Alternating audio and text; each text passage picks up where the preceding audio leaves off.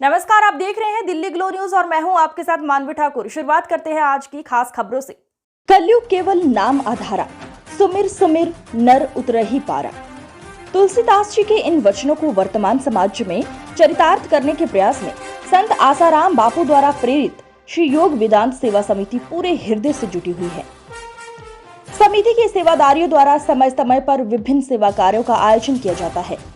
उदाहरणतः दरिद्र नारायण सेवा, विद्यार्थियों में संस्कारों का सिंचन, धर्म रक्षार्थ कार्य, समाज की आध्यात्मिक उन्नति के लिए ध्यान योग शिविरों का आयोजन, निःशुल्क चल चिकित्सा केंद्र, नशा मुक्ति अभियान, नारी उत्थान कार्य आदि।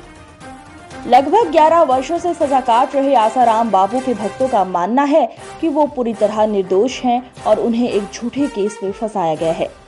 सरकार और न्यायालय से अपने बापू की निर्दोष रिहाई की मांग को लेकर उनके लाखों शिष्य वर्षों से आज भी न्याय की आस लगाए हुए हैं। ज्ञात रहे कि हाई कोर्ट, सुप्रीम कोर्ट में कई बार आसाराम बापू की जमानत याचिका लगाने के बाद भी आज तक एक दिन के लिए भी उन्हें जमानत अथवा पैरोल नहीं दी गई है। अप्रत्याशित कारणों का हवाला देकर हर बार उनकी जमानत याचिका और पैरोल की अर्जियां भी खारिज कर दी गई। भक्तों का कहना है कि वर्षों से जेल में रहते हुए भी बापू के सैकड़ों आश्रम और समितियों द्वारा संचालित ढेरों समाज सेवा कार्य देश विदेश में बड़े पैमाने पर आज भी निरंतर जारी है। लाखों बहन बेटियां आज भी कह रही हैं, हमारे बापूजी निर्दोष हैं, उनकी आवाज भी सुनी जाए।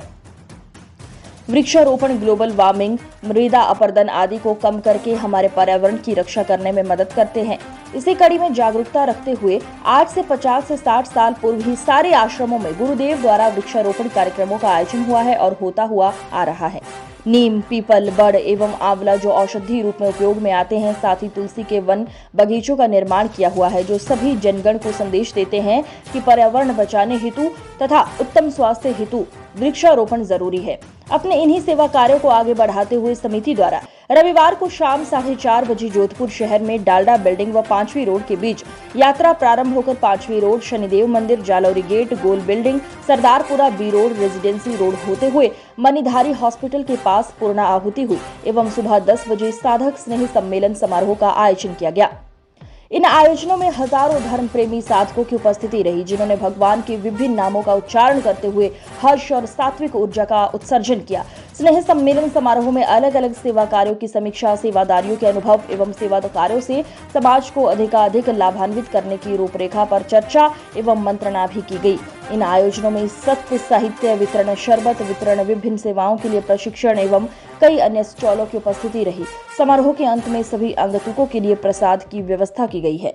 मेरा नाम खुशबू संगनानी, मैं अजमेर राजस्थान से आई हूँ और हम सिर्फ आज ही नहीं आए हैं, हम कई सालों से आ रहे हैं और बापू जी की रिहाई की मांग है कि हम रैलियां निकाल रहे हैं और हजारों लाखों महिलाएं मेरी जैसी बापू जी की रिहाई की मांग कर रही हैं, बट हमें आज तक न्याय नहीं मिल रहा है।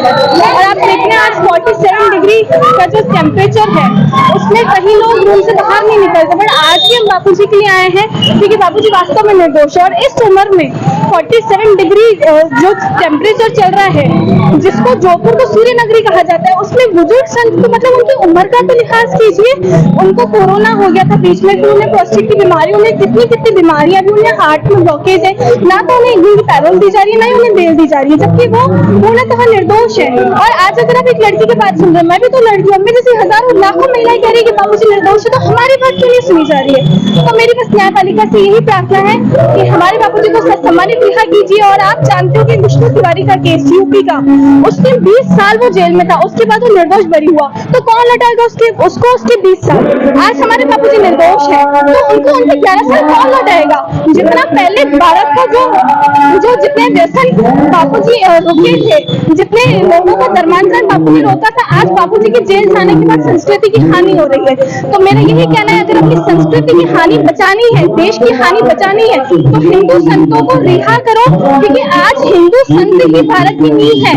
पहले जितना स्मोकिंग नहीं होती थी अब उतनी हो रही है, पहले जितने क्लब्स नहीं थे आज उतने हैं, पहले जितने एक्स्ट्रा मैरिटल अफेयर्स नहीं थे आज है, पहले जितना भारत का पतन नहीं था आज हो रहा है, पहले धर्मांतरण नहीं था आज हो रहा है। आजकल हर गली गली मोहल्ले में हिंदू धर्मांतरण हो रहा है, धर्मांतरण हो रहा है। ये जो आप बता रहे हो इस सब का दोष आप किसे मान रहे हो? आसाराम जी अंदर बैठे इसलिए सब हो रहा है? हाँ, क्योंकि हिंदू संत ही नहीं है, नींव ही नहीं है। जब बापूजी बाहर थे, मैं नॉनवेज खाती थी, मेरे पिताजी व्यसन करते थे, मेरा भाई अफ्रीका में रह के बियर दारू नॉनवेज सब करता था, पर आज मैंने नॉनवेज खाना छोड़ दिया है। ऐसा नहीं है, मैं आज यंग गर्ल हूँ, मेरे को पूरी फ्रीडम है, मैं कहीं पर भी जा सकती हूँ, पर मैं यहाँ क्यों आ रही हूँ? क्योंकि मुझे यहाँ सच्चा सुकून मिलता है। और सिर्फ मैं नहीं आ रही हूँ, मेरे जैसे हजारों लाखों महिलाएं बापूजी को मानती है, वो यही मांग कर रही है कि बापूजी निर्दोष है और बापूजी को सत्य आज मैं अजमेर से आई हूँ, राजस्थान से आए हैं, दिल्ली से आए हैं, आगरा से आए हैं, मुंबई से आए, हरियाणा से आए, पंजाब से लोग आए और सब यही मांग कर रहे हैं कि बापूजी निर्दोष है, बापूजी को रिहा करो। और मैं तो ये कह रही हूँ, आप एक लड़की की बात सुन रहे हैं, हजारों लाखों महिलाएं कह रही हैं, उनकी बात क्यों नहीं सुनी जा रही है? हम भी तो महिलाएं हैं, हमें भी तो हमारा अधिकार है। और बस मुझे न्यायपालिका पर पूरा भरोसा है कि हमारे बापूजी से सम्मानित यहाँ होंगे। मैं खुशबू चंदानी, अजमेर।